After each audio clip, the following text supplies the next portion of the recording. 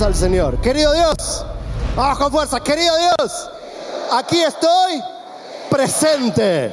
Traje mi mente y mi corazón para escuchar tu voz. Lo voy a hacer en el nombre de Jesús, nombre sobre todo nombre. Y por eso digo, amén, amén y amén. Dale un aplauso, Señor, que Él es bueno con nosotros y que nos habla. Bueno, muy bien, nos ponemos cómodos. Si tenés tu Biblia por ahí, la podés abrir o la podés encender en Mateo capítulo 5, versículo 13. Qué fabuloso que hoy se puede encender la Biblia, ¿cierto? A mí me parece fabuloso eso. Muy bien. En Mateo capítulo 5 tenemos palabras de Jesús poderosas, palabras que deberíamos conocer de memoria. Y de hecho lo que vamos a leer a continuación son de las palabras más conocidas de lo que compartió Jesús. Esto está relatado, redactado en las bienaventuranzas, en el Sermón del Monte, pero aquí habla de la iglesia de la que somos parte. Porque yo no sé si tú estás enterado, pero los cristianos no vamos a la iglesia, sino que somos la iglesia. Porque Dios no habita en templos hechos de manos de hombres. Dios no atiende en un templo el fin de semana. Dios está en nosotros, con nosotros. Él va donde quiera que nosotros vamos. Él está con nosotros las 24 horas del día. ¿No te parece fabuloso eso? Por eso es que somos la iglesia. Y dice lo siguiente a nosotros: ustedes son la sal de la tierra. Pero si la sal se vuelve insípida, ¿cómo recobrará su sabor? Ya no sirve para nada, sino para que la gente la deseche y la pisotee. Vamos a leer el siguiente versículo también, versículo 14 de Mateo 5.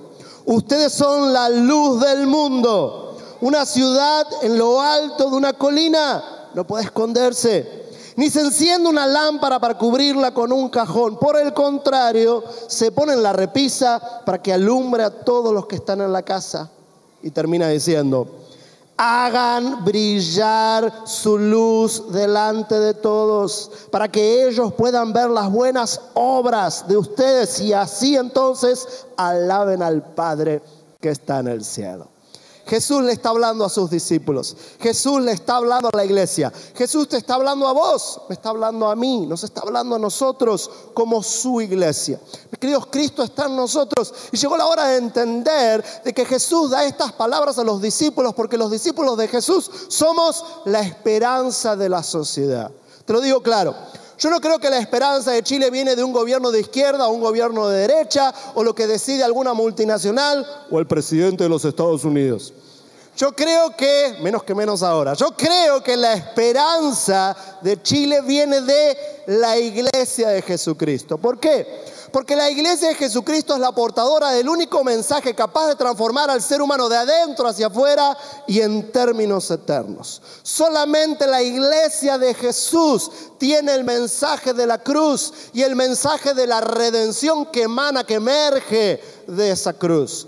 Por eso es que Chile necesita desesperadamente que la iglesia sea la iglesia. O en palabras de Jesús, que la iglesia sea la sal y la luz. Por una cuestión de tiempo, yo no voy a referirme a ambas analogías. Vamos a analizar por un ratito a qué se refería Jesús con esta analogía de la sal. Yo creo que la analogía de la luz es bastante evidente, así que no la vamos a considerar en este mensaje. Además, porque yo creo lo siguiente, no sé ustedes, pero para mí los mensajes tienen que ser divinos, pero no eternos. ¿Quién está de acuerdo? Varios me dicen, amén. Así con enojo dijo alguno, amén. Sí, de paso, si aquí hay predicadores, les tengo un consejo. Mis queridos, cuando alguien habla 15 minutos, habla menos de lo que sabe. Cuando alguien habla media hora, habla de lo que sabe. Cuando alguien habla más de 45 minutos, ya está hablando más de lo que sabe. Y cuando alguien predica por más de una hora, ya ni sabe lo que habla. Así que mejor ser concisos y precisos. ¿Sí? ¿No están de acuerdo? ¿Sí? Muy bien. Así que vamos al grano. ¿A qué se refiere Jesús con esta analogía de la sal? Cuando uno revisa la historia se da cuenta que históricamente la sal siempre fue usada antes de que haya heladera o refrigeradora para preservar lo que tenía que ser preservado. Y todavía hoy la sal sigue siendo usada para dar sabor. Así que pensemos en esas dos premisas: preservar lo que debe ser preservado y dar sabor. Y yo creo que la iglesia justamente tiene esa función. Nos toca preservar los valores del evangelio. Mis queridos, si las nuevas generaciones van a abrazar la santidad, es porque la iglesia encamina su vida en santidad. Es porque la iglesia entiende de qué se trata la santidad. El mundo no va a preservar los valores del evangelio, a menos que los vea en nosotros. Hace un tiempito atrás, algunos de ustedes quizás saben, escribí un libro que se titula Diferente, la emocionante aventura de la santidad. Y empecé una gira para acompañar este material. Y escribí este material y escribí este libro porque justamente me di cuenta que aún en la iglesia de Cristo no tenemos una idea demasiado clara hoy acerca de qué es la santidad o cómo se practica. Prueba de esto es que digo la palabra santidad, y nadie va a confesar esto en voz alta en un ámbito cristiano, pero yo sé que muchos de ustedes lo primero que les viene a la mente es santidad.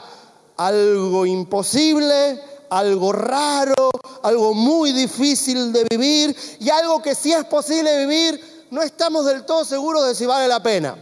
Porque la idea que nos dio la religión acerca de la santidad es que la santidad es aburrida. Nadie va a confesar eso en voz alta, pero yo sé que lo pensaste. Y yo sé que lo pensaste porque yo lo pensé también alguna vez. Porque la religión lo que nos enseñó es que la santidad es una amenaza para que te portes bien. Porque si hoy llega la segunda venida de Cristo y estás en pecado y no estás viviendo en santidad, va a venir el Señor y te va a pegar una patada y te va a tirar al infierno. O sea que lo que nos enseñó la religión es que la motivación para ser santos es el temor y no el amor. Nos dieron la idea de que la santidad es una amenaza para que te portes bien y no una invitación para que disfrutes una vida abundante. De hecho, empecé a hacer esta campaña de santidad y en algunas ciudades, gente que nunca me había visto, primero me cuentan los organizadores, está un poco nerviosa porque piensan, bueno, viene una campaña de santidad, seguro el que viene es un predicador gritón, enojado, con peinado profético, que lo que va a hacer es hacer sentir culpable a la gente. Esa es la idea que tenemos. Si va a venir un predicador que habla de santidad es porque tiene el peinado raro y te va a hacer sentir culpable.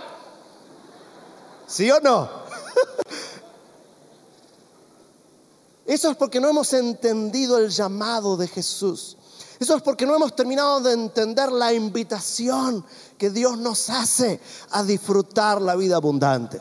Por eso pensemos en esta función de la sal. Preservar lo que debe ser preservado y dar sabor a la vida. Y a mí me vienen a la mente 3 palabras y quisiera armar un acróstico con estas 3 ideas, porque justamente la palabra sal tiene 3 letras. La primera letra es la S, y para mí si vamos a hacer la sal que preserva lo que debe ser preservado y que da gusto a la vida, tenemos que ser personas que sirven a los demás. Para mí el primer gran compromiso, la primera gran premisa de la santidad es justamente el servicio. Porque el Señor nos llama a ser agentes de bendición a otras personas.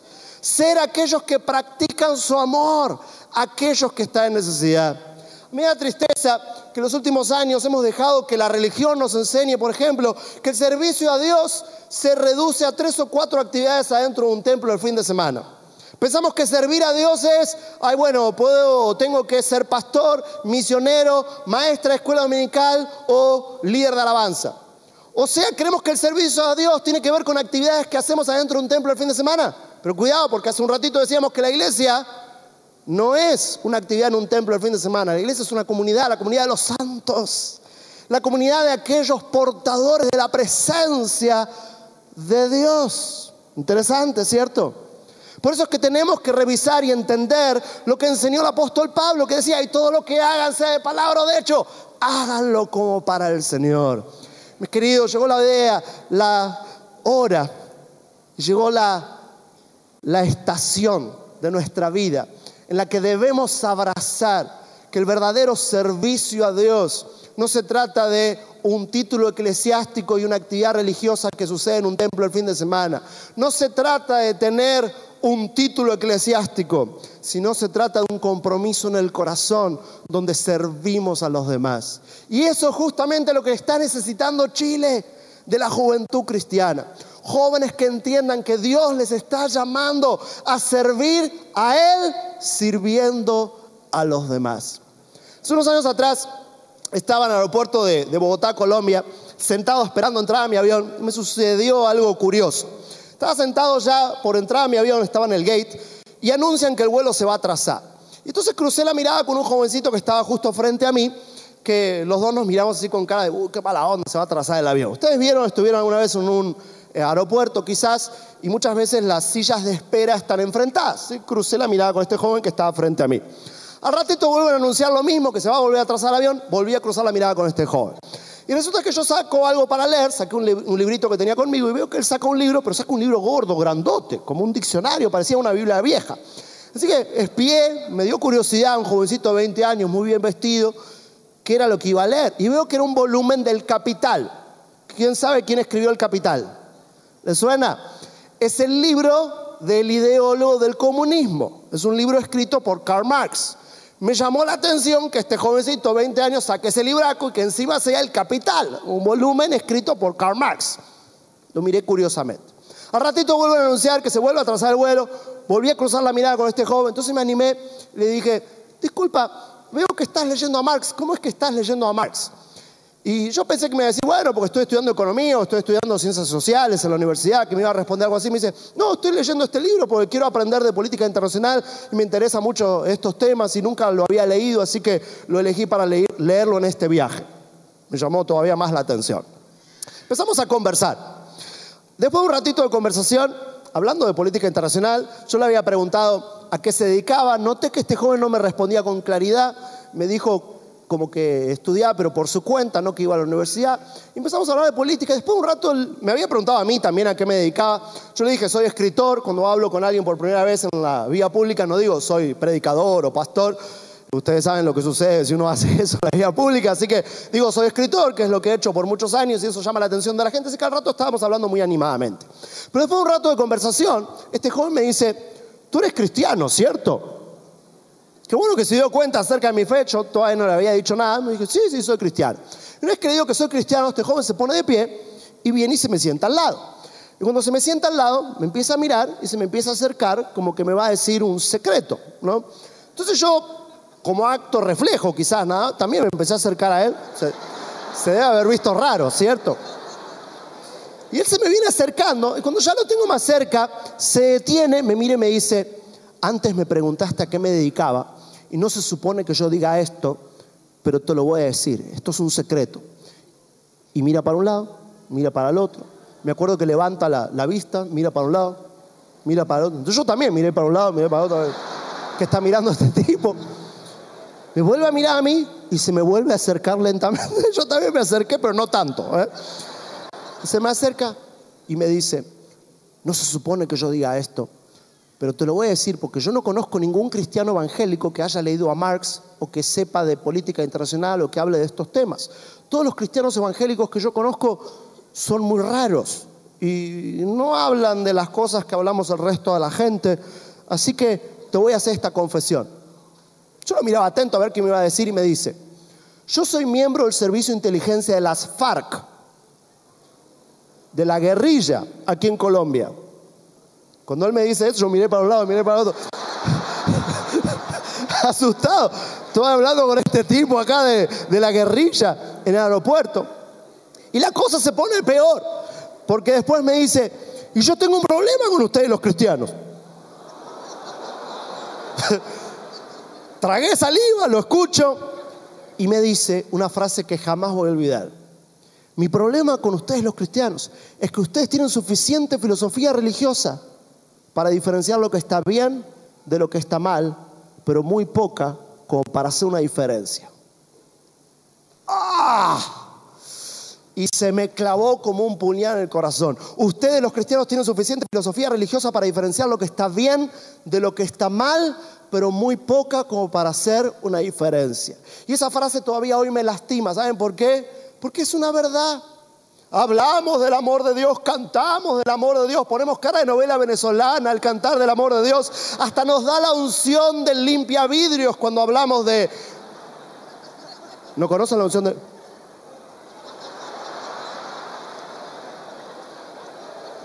Cuando cantamos acerca del amor de Dios.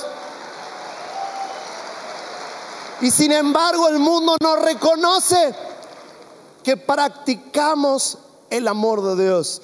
Es un tema que nos emociona y lo cantamos. Pero mis queridos, si no lo practicamos, si no empezamos a servir a la gente, si no empezamos a responder a las necesidades de los demás, el mundo no confía en nuestro mensaje. Y perdón, Eduardo, con esto que voy a decir ahora, probablemente voy a ofender a alguno aquí, pero lo siento, es lo que me encargó decirles el Señor. Prueba de que esto es real, esto que estoy diciendo es verdadero, es por ejemplo nuestra interpretación de qué es un avivamiento. Mira, hago una prueba, digo la palabra ¡avivamiento! ¿Y qué te vino a la mente? Te voy a decir lo que te vino a la mente. Un montón de evangélicos en un auditorio con las manos levantadas, emocionados, cantando. Alguna vieja que le da la chiripiorca, otra que sale corriendo, se le cae la enagua. Se arma un gran lío de ¡avivamiento!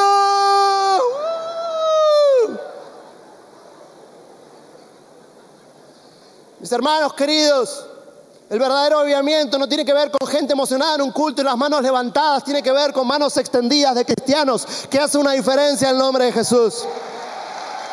De cristianos que entendemos que no existe tal cosa como un verdadero avivamiento si no respondemos a las necesidades de la gente. En Mateo capítulo 25 está la única descripción que Jesús dio del día del juicio. Léelo después porque tú vas a estar ahí. Jesús escribe allí, o Jesús dice y luego esto se escribe: en aquel día voy a separar las ovejas de los cabritos y voy a hacer las siguientes preguntas. Tuve hambre, me diste de comer. Tuve sed, me diste de beber. Estuve preso, me visitaste. Estuve desnudo, me vestiste. Y en aquel día me van a preguntar: ¿cuándo? Si no hicimos esto, lo dejamos de hacer. Y la respuesta de Jesús es la siguiente: por cuanto lo hiciste por unos de estos mis pequeños, traducido al griego, por unos de estos en mayor necesidad, por mí lo hiciste. Mis hermanos, nos llenamos la boca de canciones cada fin de semana y cantamos acerca del amor de Dios, y qué bueno que Dios nos ha llamado a nosotros. Pero Jesús, capítulo 13, versículo 35 del Evangelio de Juan, nos dice lo siguiente: en esto conocerán que ustedes son mis verdaderos discípulos, que amen como yo les he amado. Y si amamos, servimos. Ese es el corazón del servicio. El servicio no tiene que ver con tener un micrófono en la mano arriba de un escenario en el templo el fin de semana. El verdadero servicio tiene que ver con responder a las necesidades de la gente. ¿Lo estás haciendo?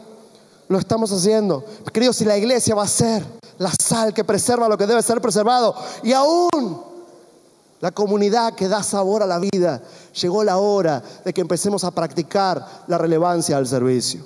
Por una cuestión de tiempo no voy a analizar demasiado esa declaración, pero permítanme decir, utilicé la palabra relevante. A mí hoy me causa risa que esa palabra hoy está usada en unos ámbitos de la iglesia, ¿sí o no? ¿Han escuchado por ahí la palabra relevante? Hoy está de moda decir que algo es relevante en la iglesia de Cristo. De hecho, es tan relevante que suena relevante solamente decir relevante. Algunos creen que son relevantes porque usan la palabra relevante o le pusieron relevante al último congreso de la congregación. Pero ser relevante, mis hermanos, no tiene que ver con que ahora usamos luces de color y ya no usamos corbata y usamos jeans rotos, o que ahora en vez de tocar himnos tocamos las canciones de Hillsong. Ser verdaderamente relevantes tiene que ver con responder a las necesidades de la gente, porque para la gente siempre es relevante cuando respondemos a su necesidad. ¿Quieres que Dios te use? ¿Quieres disfrutar la vida abundante que hay de estar en el centro de la voluntad de Dios? Llegó la hora de que en este congreso te comprometas a ser un agente de servicio. Cuando somos verdaderos servidores, sentimos el gusto de ser la sal de la tierra. La segunda letra de la palabra sal es obviamente la A. Cuando pienso en la A, pienso en adoración. Todos tenemos claro que Jesús dijo que el Padre estaba buscando quien le adore en espíritu y en verdad. Y aquí otra vez debo hacer una aclaración. La religión de las últimas décadas, préstame mucha atención, nos enseñó lo siguiente: que adoración, que es cantar canciones lentas dentro del templo el fin de semana. Alabanza cuando cantamos rápido, la adoración cuando cantamos lento y nos emocionamos en el culto.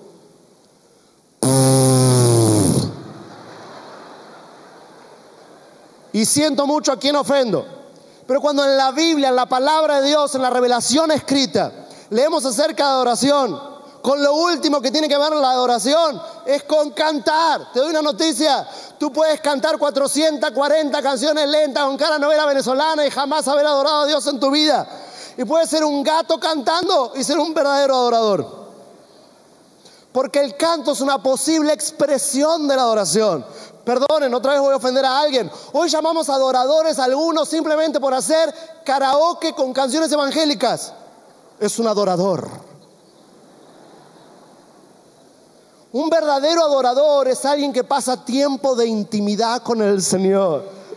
Es alguien que practica el gran mandamiento: amarás al Señor con todo lo que eres. Mis queridos, cuando uno ama en serio al Señor, cuando uno al Señor le convierte en el centro de su vida, cuando uno le deja al Señor ser el epicentro de sus sensaciones, de sus decisiones y de su identidad, entonces esa persona pasa tiempo de intimidad con el foco de su atención. O sea, un verdadero adorador pasa tiempo con el Señor, pasa tiempo de intimidad. Bueno, Lucas, ¿y cómo esto se relaciona con la sal? Uy, tiene mucho que ver. ¿Por qué? Porque todos hemos escuchado ese dicho que dice: dime con quién andas y...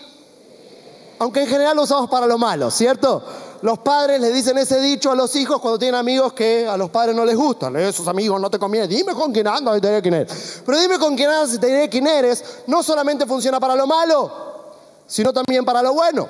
Cuando pasamos tiempo cerca de una persona con personalidad fuerte y actitudes positivas, se nos pueden pegar esas actitudes positivas, ¿sí o no? A mí al viajar, por ejemplo, me causa risa muchas veces notar cómo muchas congregaciones se parecen a su pastor. El resto de los líderes de determinada congregación hablan parecido a su pastor, se mueven parecido a su pastor, oran parecido a su pastor. Hace poquito estaba en Centroamérica y fue una iglesia donde el pastor tiene tics nerviosos. Y el resto de los líderes también tienen tics nerviosos.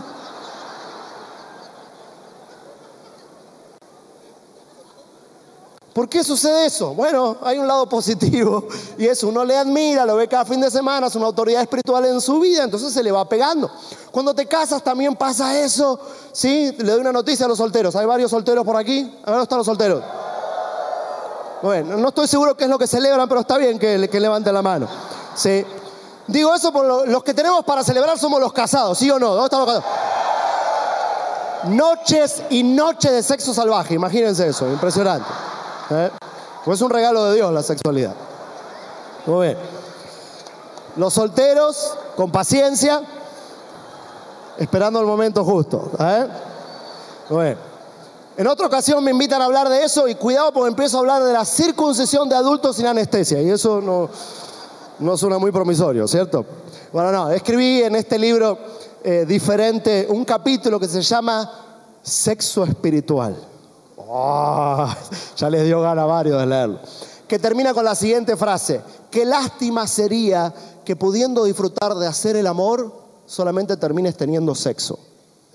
El mundo ha reducido la expresión sexual a un intercambio de fluidos físicos, cuando en realidad tiene que ver con la conexión de dos almas. El plan de Dios es siempre el mejor para la vida. Nunca pierdas eso de vista. Dale un aplauso al Señor por esa verdad. Pero sigo. Preguntaba dónde están los solteros por lo siguiente. Cuando te casas, te doy la noticia, vas a agarrar cosas de tu esposa o de tu esposo, ¿sí? Porque vas a pasar mucho tiempo con esa persona. Se te van a ir pegando ademanes, lenguaje, cosas extrañas que pasan en el matrimonio, ¿sí? De hecho, hace 2 Navidades estaba en Buenos Aires. Yo soy argentino, ya escuché la presentación que me hicieron. Dios me ha perdonado por ser argentino, espero que ustedes también. Además, cuidado, porque esa fama que tenemos los argentinos soberbios y pedantes y orgullosos es cosa del ayer. Quizás antes teníamos todos esos problemas de carácter, pero ahora ya somos perfectos. Tenemos al Papa que es infalible, así que nos deberían perdonar por esos errores de nuestro pasado.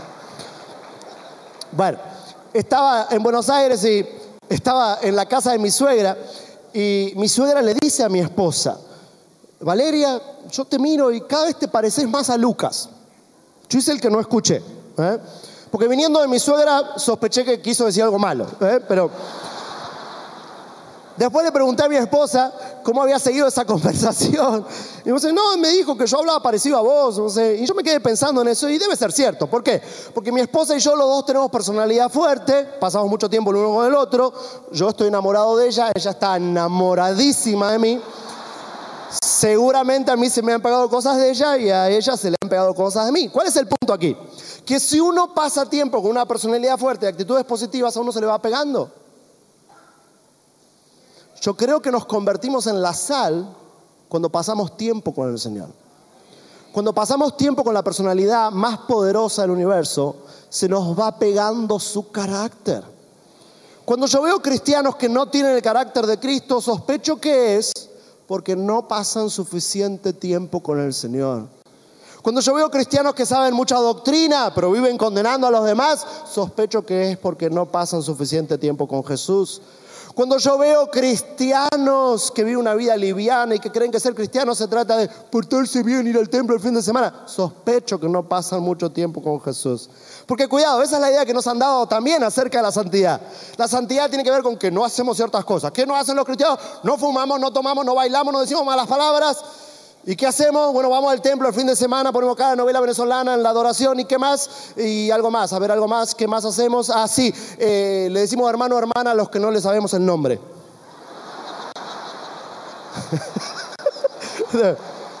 ¿Cómo se llamaba la vieja esta? Hermana querida, ¿cómo le va? Te doy una noticia, Cristo no murió en la cruz del Calvario para que te portes bien. De hecho, yo estoy absolutamente convencido de que la verdadera santidad tiene más que ver con portarse mal que con portarse bien. Porque la verdadera santidad tiene que ver con ser peligrosos para el reino de las tinieblas. Tiene que ver con hacer una diferencia donde el Señor nos pone. Número 1, porque practicamos el servicio. Y número 2, porque pasamos tiempo con el Señor. Y cuando pasamos tiempo con el Señor se nos contagia su carácter. Y por ejemplo, una de las notas sobresalientes del carácter de Cristo es el gozo.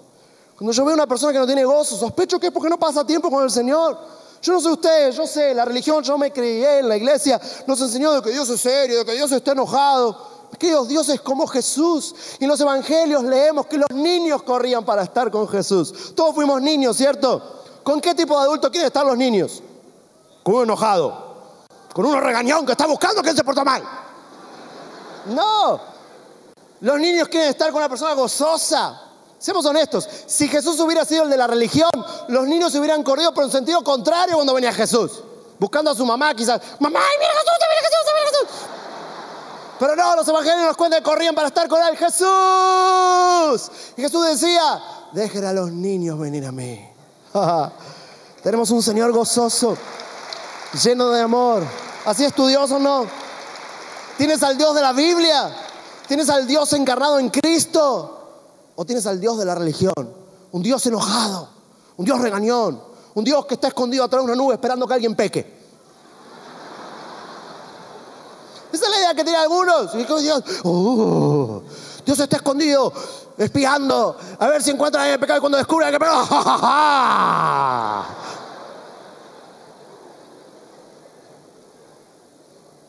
Con razón no practicamos la santidad, porque no encontramos una buena motivación.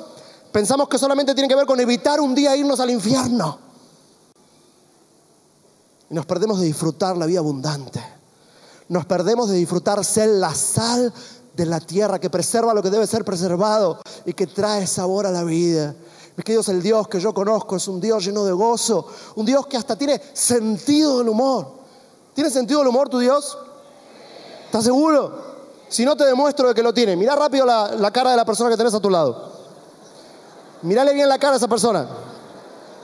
Dime que el Señor piensa que Dios la diseñó a esa persona. Dime que no tiene sentido del humor el Señor. ¿Cómo se debe haber divertido cuando hizo algunos que andan dando vuelta por ahí, ¿cierto? Yo en mi adolescencia hasta pensé, capaz que cuando me hizo a mí, llamó a los ángeles y les dijo, venga, mire cómo me salió este. Tenemos un Dios con sentido del humor, ¿sí o no? Dale a Dios un aplauso por eso también.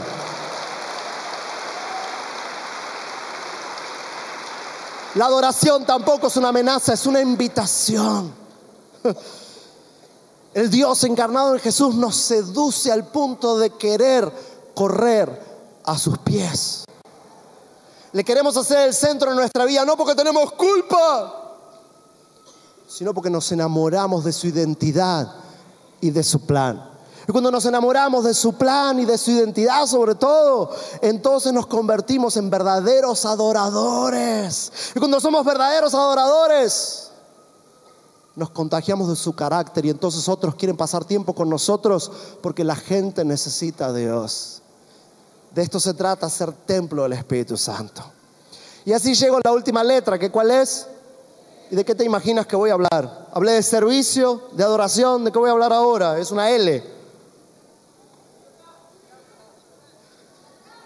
¡Locura! ¿Cómo locura? Claro que sí. El apóstol Pablo en el libro de Corintios, en las cartas a los Corintios, durante 4 ocasiones dice: ojalá me soporten un poco de locura. Insiste diciendo: la cruz es locura para los que no conocen el evangelio. ¿Por qué el apóstol Pablo insiste con la locura? Me puse a pensar, me di cuenta de lo siguiente: los locos hacen lo que tienen que hacer sin importarles lo que otros piensan, ¿cierto? Cuando un loco cree que tiene que hacer algo, va y lo hace sin importarle la crítica de los demás. ¿Por qué? Porque está loco. Como está loco, le vale papa lo que piensan los demás. Y yo creo que a eso se está refiriendo el apóstol Pablo. ¿Por qué? Porque a los cristianos, para estar en el centro de la voluntad de Dios, nos toca practicar la fe. Y la fe tiene mucho de locura, porque la fe es la certeza de lo que se espera, pero también la convicción de lo que todavía no vimos. Mis queridos, cuando uno mira la palabra de Dios, se da cuenta que la Biblia fue escrita con personas ordinarias haciendo cosas extraordinarias, solamente que tuvieron fe. Claro, yo sé, suena quizás sorprendente verlo así, porque la religión, sin querer queriendo, lo que nos comunicó es algo diferente. Lo que nos comunicó la religión es que esta gente fue testimonio de la grandeza de Dios porque eran personas perfectas. Eran personas que no se equivocaban. Y por eso son los héroes de la fe. Pero leíste tu Biblia en vez de escuchar la religión. Cuando uno lee la Biblia con atención, se da cuenta de que era gente increíblemente ordinaria. ¿Se acuerdan de Noé, por ejemplo? ¿Cómo termina la historia de Noé? Claro, todos sabemos cómo empieza. El único justo hallado en su tiempo, que tiene la visión de hacer el arca y fue obediente para hacer el arca. Y viene el diluvio y entonces pasa por el diluvio, el único obediente. ¿Y cómo termina la historia? Usualmente los predicadores terminamos la historia en el altar, donde Noé adora al Señor. Pero ¿quién lee en la Biblia lo que dice allí que hizo Noé en el altar? ¿Alguno lo leyó? Muchos me miran con cara de ¿eh? ¿Qué hizo Noé? Te cuento un chisme que está en la Biblia. Se desnudó y se emborrachó. Me encanta. Ahí anda Noé ahora alrededor del altar borracho y desnudo. ¿Eh? ¿Y por qué será que la Biblia nos cuenta esa escena? Yo creo que porque Dios nos quiere demostrar: miren, yo he hecho cosas extraordinarias con personas ordinarias, simplemente que tuvieron fe. Otro caso fue David. ¿Se acuerdan de David? El Nuevo Testamento le llama el hombre conforme al corazón de Dios. Pero eso no es porque nunca se equivocó. ¿Quién leyó la historia de David? ¿Se acuerdan la escena de Betsabé, por ejemplo? Yo siempre digo que David fue el primer porno star según la Biblia. ¿Cómo porno star? Sí, por no estar en la batalla estaba perdiendo el tiempo en la terraza del palacio. Ve que la vecinita de enfrente se está bañando, ¿sí? Andaba de porno. ¿Y qué hace? La manda a traer. ¿Y qué hizo con ella? Una vigilia. Una vigilia muy intensa porque la vieja queda embarazada. ¿Y qué hace después? Manda al esposo en primera fila que lo maten. ¡Qué espiritual el rey David! ¿Cómo llega a ser este tipo el hombre conforme al corazón de Dios? Obviamente no es porque era perfecto, sino por lo que encontramos en los Salmos, que él estaba hambriento por la presencia de Dios, porque él era honesto. Leemos los Salmos y nos damos cuenta, él no está tratando de editar sus oraciones. El Señor no dice: oh Señor, lo único que me importa a mí es la salvación por las almas. Él oraba: Señor, están mis enemigos, sácale los ojos porque los detesto. Así oraba. La vez de Betsabé le costó un poquito admitir su pecado. Tuvo que venir el profeta Natán. Una vez que admitió su pecado, leemos en la Biblia que pasó días buscando la presencia de Dios. E incluso allí fue que escribió algunos de sus mejores salmos, como el siervo brama por las corrientes de las aguas. Así brama por ti mi alma, Señor. Ese hambre por la presencia de Dios le hicieron el hombre conforme al corazón de Dios, y no que era perfecto. Mis queridos, sabemos acerca de David porque tuvo la valentía, tuvo la fe, tuvo la locura de ir a enfrentar a Goliat, aunque era un pequeño niño. Los hombres y mujeres que consideramos los héroes de la fe son héroes de la fe no porque eran perfectos, sino porque a pesar de su imperfección fueron lo suficientemente locos como para jugarse la vida entera por hacer lo que Dios les llamaba a hacer. Yo sé que muchos de ustedes están estancados en su crecimiento espiritual. Y les voy a decir por qué están estancados. Están estancados porque estás estancado, siendo vicioso, estando adicto a la opinión de la gente. Tienes demasiado temor al qué dirán. ¿Y si me critican? ¿Y si mis amigos dicen esto? ¿Y si mis compañeros de escuela se ríen de mí? ¿Y si esto? ¿Y si lo otro? Tienes terror. Tienes terror a que la gente te critique. O más, voy más allá. Tienes terror a fracasar. Porque el mundo de hoy nos enseñó que siempre tenemos que ser exitosos. Porque la Biblia no dice que tenemos que ser exitosos. Eso lo dicen los predicadores pop de hoy. Lo que la Biblia nos enseña es que tenemos que ser fieles, no exitosos. Fieles al Señor, a pesar de que no siempre nos vaya bien haciéndolo. Interesante, ¿cierto? Pero nos vendieron no, si haces la voluntad de Dios, todo te va a salir bien. Nunca vas a tener ningún problema. El gran eslogan del evangelio moderno, ¿cuál es? Pare de sufrir. No, esos son los primos brasileros. ¿En serio? Con otro lenguaje a mí me parece que he escuchado a algunos evangélicos decir lo mismo. O sea, evitar los problemas. Seguimos a Jesús para evitar los problemas porque el Señor nos cumple todos los sueños. Esa es otra.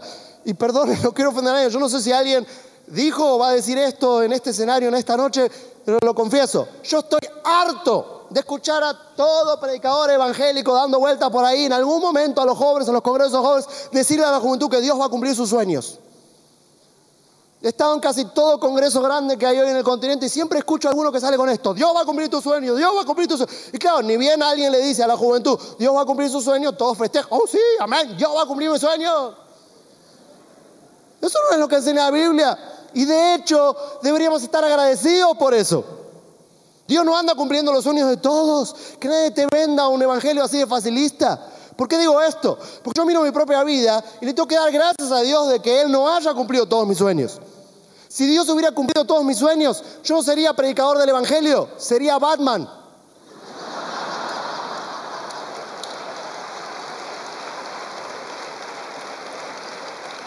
Porque ¿quién no ha tenido sueños estúpidos? Yo tuve varios. Y luego uno madura, ¿cierto? Porque los sueños que valen la pena son los sueños de Dios. Por eso en el libro diferente escribo: los santos sueñan sueños que siempre se cumplen, pero es porque sueñan los sueños de Dios. Y son suficientemente osados para luchar por esos sueños, aunque alguien nos critique, aunque alguien se ríe de nosotros, aunque algo salga mal. Pastores y líderes que están aquí, yo creo que la Iglesia de Cristo en América Latina no ha crecido más conforme a su potencial, porque muchos de nosotros hemos sido demasiado cobardes. Hemos sido demasiado cobardes en tener miedo al qué dirán de la gente, o en tener miedo a si hay deudas económicas. Llegó la hora que se levante una generación de jóvenes cristianos valientes, locos, que estén dispuestos a hacer lo que tienen que hacer, sin importar lo que otros piensan, sin importar cuál es el precio.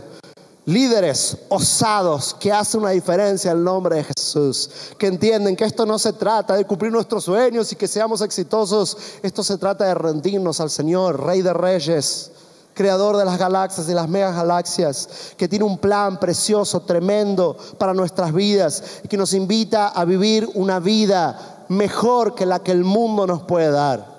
Y ahí está el verdadero éxito. Esa es la ironía. No el éxito mundano que nos vende la sociedad de consumo, sino el éxito que emerge del corazón. Que tiene que ver con estar en el centro del centro de la voluntad de Dios. Con ser la sal de la tierra. La sal que preserva lo que debe ser preservado. Y que da gusto, que da sabor en la sociedad. Yo estoy harto de encontrarme con jóvenes y adultosaurios en nuestras iglesias evangélicas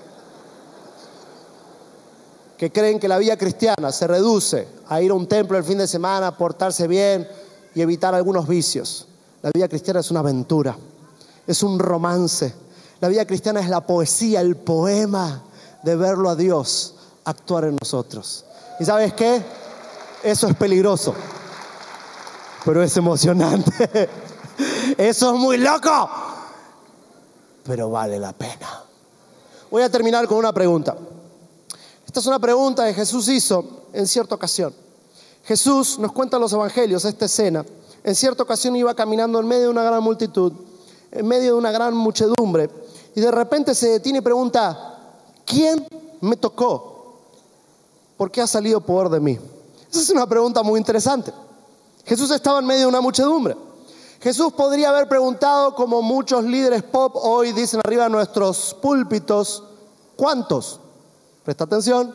Otra vez no quiero ofender a nadie, pero ahí les va, lo siento. La pregunta que solemos hacer en los últimos años, ¿cuál es? ¿Cuántos están contentos? ¿Cuántos trajeron sus manos?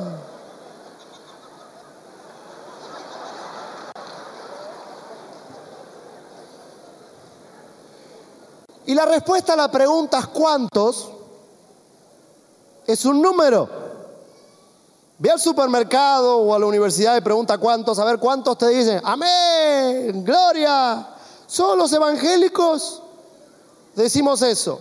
Y decimos eso porque la pregunta es tonta. Perdonen. Si aquí somos 10.000 y yo pregunto ¿cuántos tienen hambre? La respuesta debe ser 9.999 y uno que esta mañana tuvo diarrea que prefiere no comer.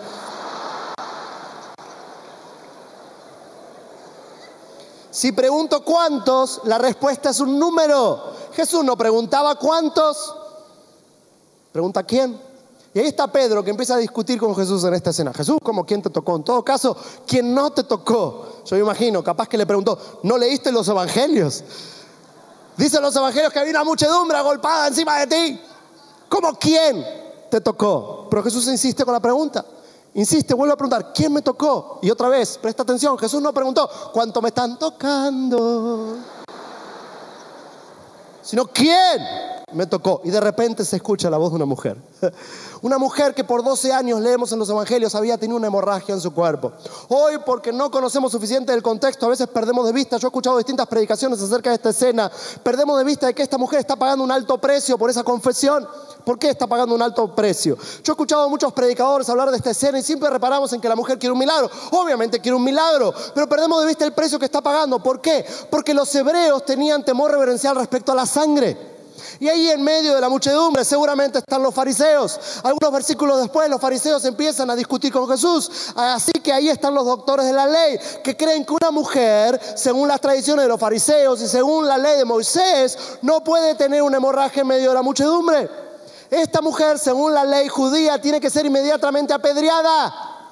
Pero cuando Jesús pregunta ¿quién?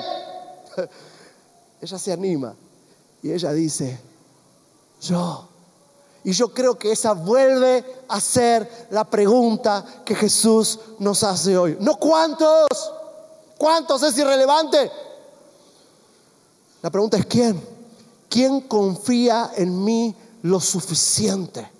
¿Quién confía en mi palabra lo suficiente como para decidir de una vez por todas ser un agente de servicio? Ser un verdadero adorador, no que me canta cosas lindas el fin de semana cuando le gusta la música, sino que pasa tiempo conmigo, cree que yo le amo con amor eterno y quiere ser recíproco en ese amor. Y quiere estar lo suficientemente loco como para hacer mi voluntad, no importa el precio. No importa el costo. Y si la respuesta que estás escuchando en tu corazón ahora para darle a Jesús es este yo, de esa mujer que estuvo dispuesta a pagar ese precio, yo te suplico que me des la oportunidad de orar por ti. Ponte de pie ahí donde estás. Los que están aquí abajo, los de arriba, no va a poder ser posible, aunque sea un desorden, no sé, pero les invito a dar un paso hacia el frente. Ven aquí a este altar.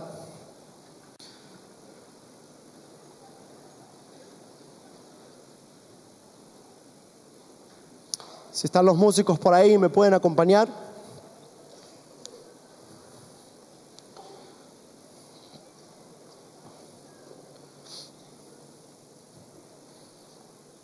Aunque la verdad es que me gusta también que no haya música, porque a veces parece que esto se trata de... Perdonen, de que la gente se emocione. Y cantamos la misma canción 440 veces y media para que alguno llore, al menos de cansancio. Y esa no es la onda.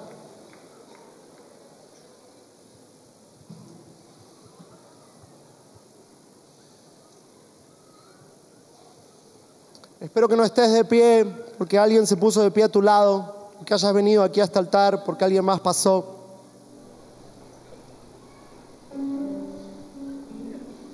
Puedo sentir en mi corazón, este es un momento bisagra, es un momento histórico para muchos aquí en esta tarde.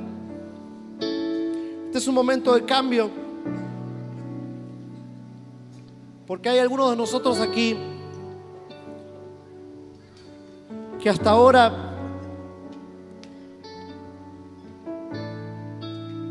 solamente conocíamos un cristianismo de fin de semana, un cristianismo de reglas, un cristianismo moral. No me malentienda, hay reglas y hay moralidad que cambian cuando uno ama a Jesús, pero no es que las cambio para poder acercarme a Dios, es que cerquita de Dios mi estándar de vida empieza a cambiar. Préstame suma atención.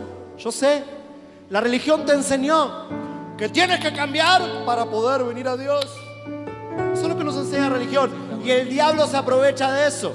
¿Por qué? Porque cuando tratas de cambiar y no puedes, entonces empiezas a escuchar la voz del diablo decirte: ¿cómo vas a acercarte a Dios si anoche, si ayer, si miraste, si dijiste?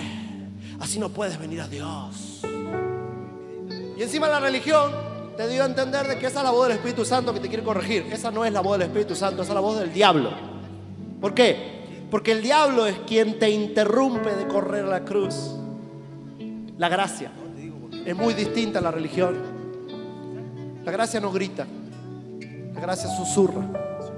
La religión te gritará que tienes que cambiar para acercarte a Dios, pero la gracia te dice que cerquita de Dios tú puedes cambiar, que puedes venir a Él así como estás, que puedes acercarte confiando no en tus méritos, sino en los méritos de Cristo, y que allí puedes dejar que este Dios precioso, el Dios de la gloria, te cambie, te transforme, te limpie, te purifique, te redima.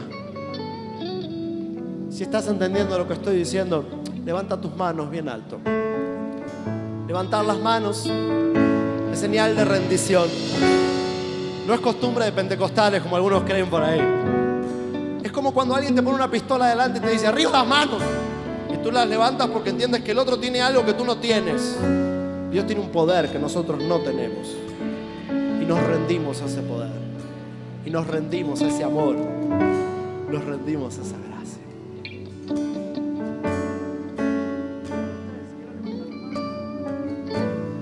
¿Conoces esta canción? Quiero levantar a ti mis manos. Maravilloso Jesús, milagroso Señor. Llena este lugar de tu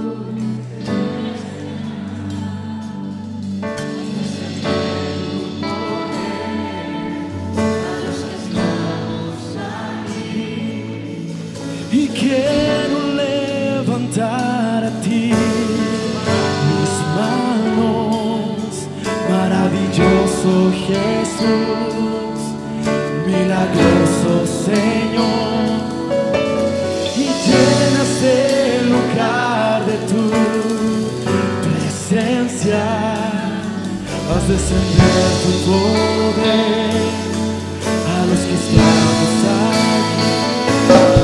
Porque yo creo en ti y lo que harás en mí. Porque yo te Jesús y lo que harás en mí. Seguramente has cantado esta canción en alguna otra oportunidad, pero vamos a poner el palo en la rueda en esta tarde, en esta noche, y cantarla diferente a lo que lo hicimos antes.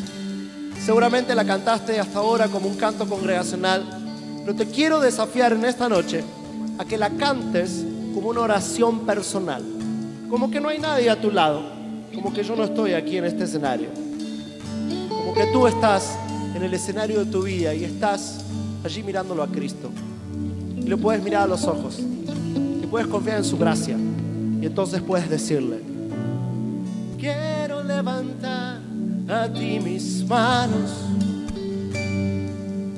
Maravilloso Jesús.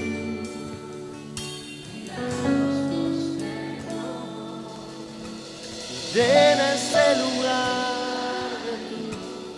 Estás apuntando a tu corazón. No estamos hablando del auditorio, estamos hablando de nosotros.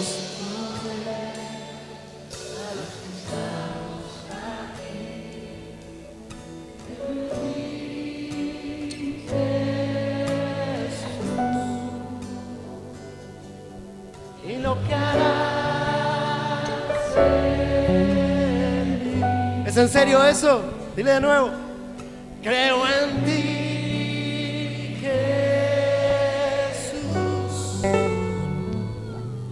y lo que harás en mí. Creo en ti, Jesús. Vamos con fuerza, se lo decimos. Y lo que harás en mí, una vez más. Creo en ti, Jesús. Vamos, juventud de Chile, levanta tu voz diciéndole al Señor. Y lo que harás en mí, una vez más le decimos. Creo en ti, Jesús.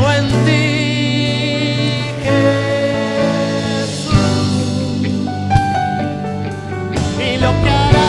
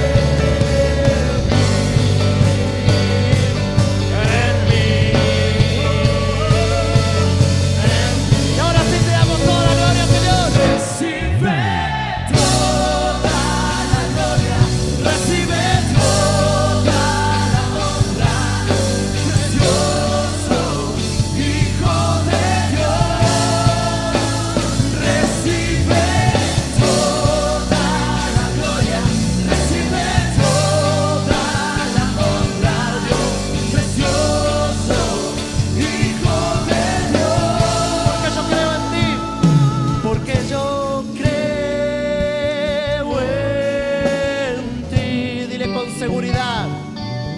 Y lo que harás en mí. A pesar de todo, cualquier crítica, cualquier problema, creo en ti, Jesús. No me detiene ninguna dificultad. Y lo que harás en mí.